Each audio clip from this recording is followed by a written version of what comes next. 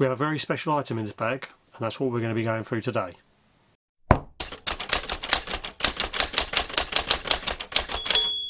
So yes, I've been to the bug hut. It was a bit of an adventure in itself. Went down there, picked up this very special item, and then we got back to the car park. Car battery was flat.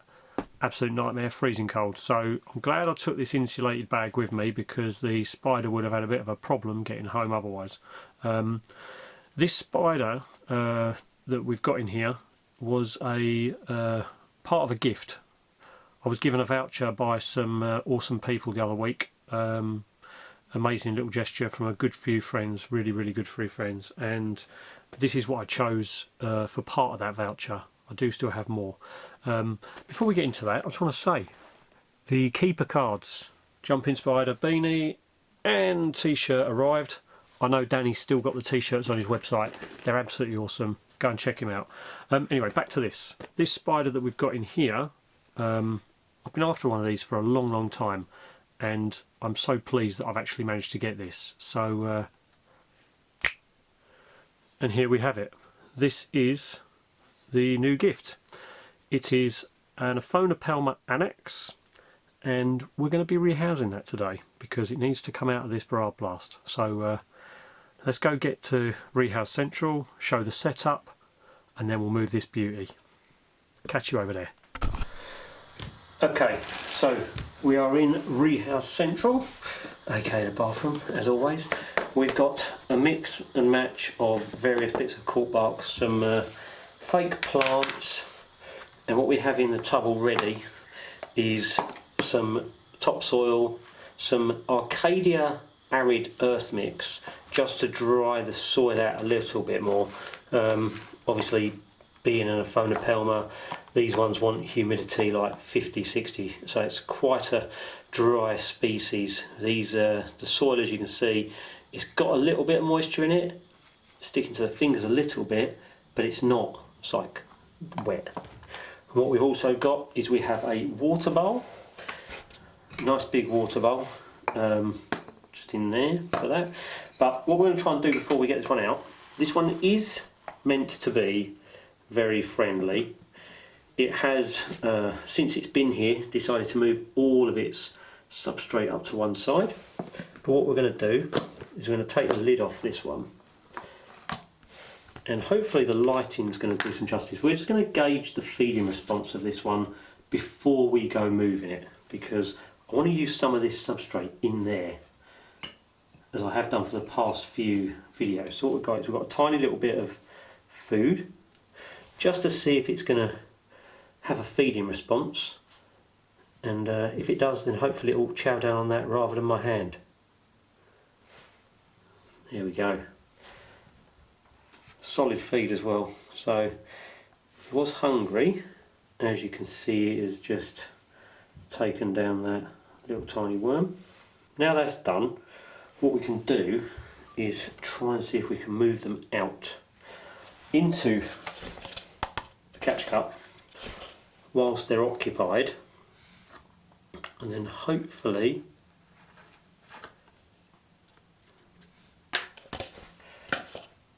we can move them in. Look at this spider. Look how absolute stunning it is. I know probably can't see from there, but yeah, this spider is absolutely gorgeous. What an absolute beauty. And like I said before in the other room, I am absolutely over the moon that the guys have obviously got together and collaborated just to allow me to get one of these. It's quite a good size. It's probably about 9 centimetres, maybe a bit more, maybe nearer 10.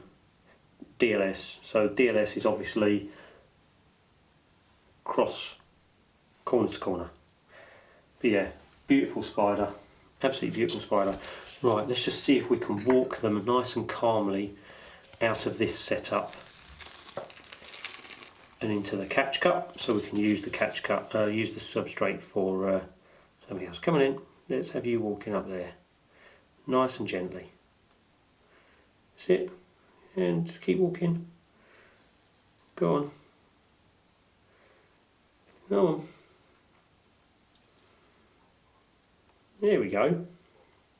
There's absolutely zero rush with this. It's got its food still in its mouth, so what we do is we're just going to put that down there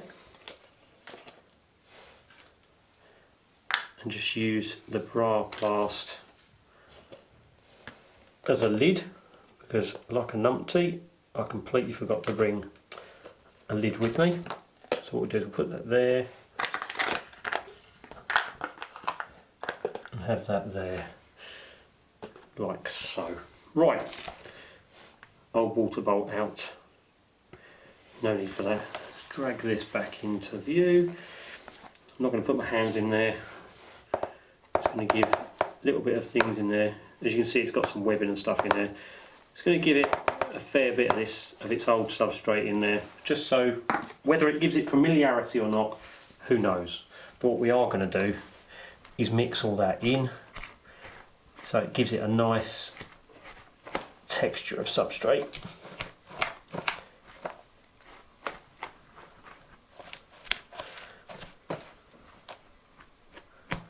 Once this is all done,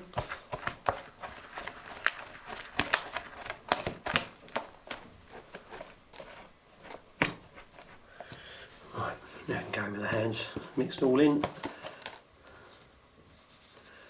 Don't worry, I'll wash my hands afterwards, I won't go rubbing my eyes or anything, especially the state they're in recently. Right, it's quite a nice sort of texture and tone to that. What we're going to do is we've got this nice bit of cork bark, little bit of feature of a big lump on the end of it. We're going to go in with that in the corner. So what we're going to do, want it that way or that way? I think we're going to go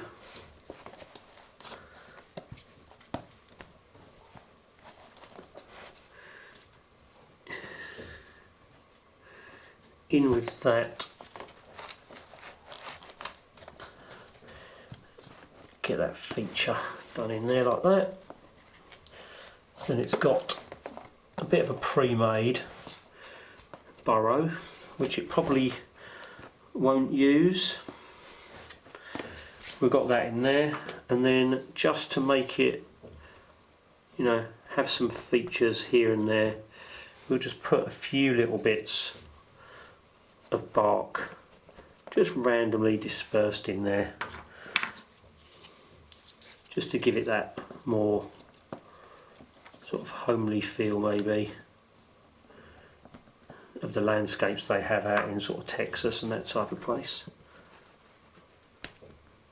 In fact, we won't put that on there because we need somewhere for the water bowl. Just give this water bowl a quick rinse. And the water bowl's going to come down the front here. We'll put it down, bury that down a little bit.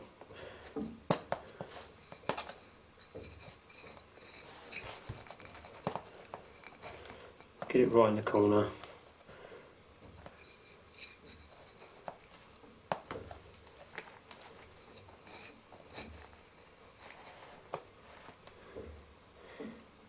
Bury that down, probably the biggest mistake, because the spider's probably just going to come along and move whatever it fancies into there.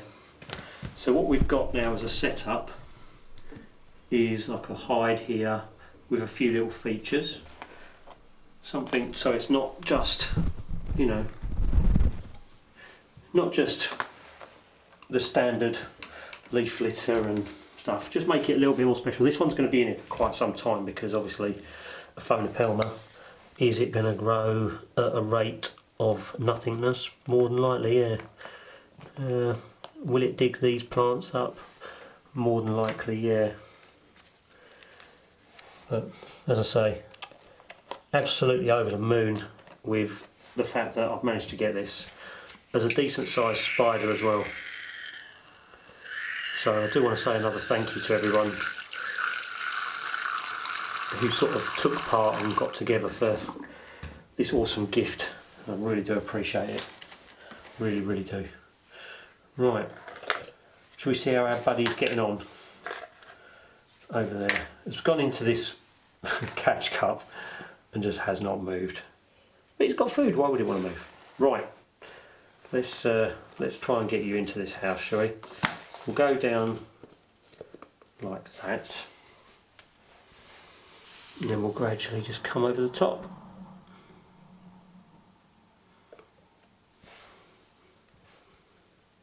Come on.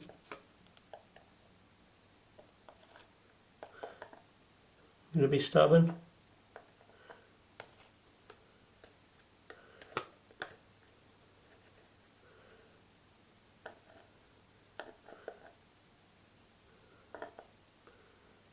Come on. There we go. Start to move. Just keeping that contact. Let them walk back out. Turn you round. That's it. You know where you got to go.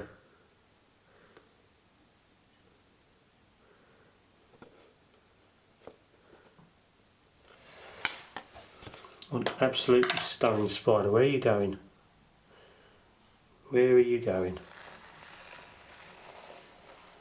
Let's get a good old look at you, shall we? Absolutely amazing looking spider. She's got quite a big bum on her already. And you can tell she's been digging because she's got all the substrate all up her carapace. But yeah, she's a beauty, isn't she?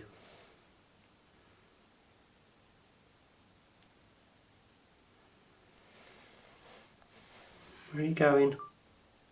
Where are you going? You're just going to hold my hand, are you?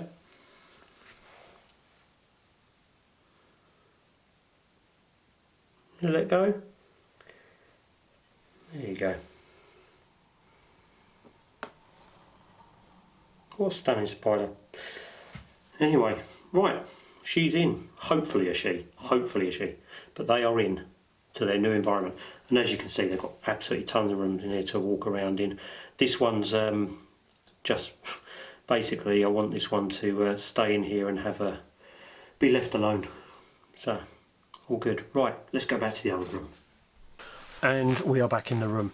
So yeah, that was the Aphonopelma annex, Texas tan. Absolutely stunning spider. When I was putting the lid back on the enclosure, I realised that I hadn't put any leaf litter on. So I took the lid off, put some leaf litter over the substrate, and the spider decided that that was it. It was its chance to go for a runner, and ended up on my arm. And it took me quite a while to end up getting it back in to its enclosure. It still had its mealworm in its mouth. Don't normally handle, but when these opportunities come that they sort of go up the side of the enclosure and you want to stop them getting away, sometimes it can't be avoided.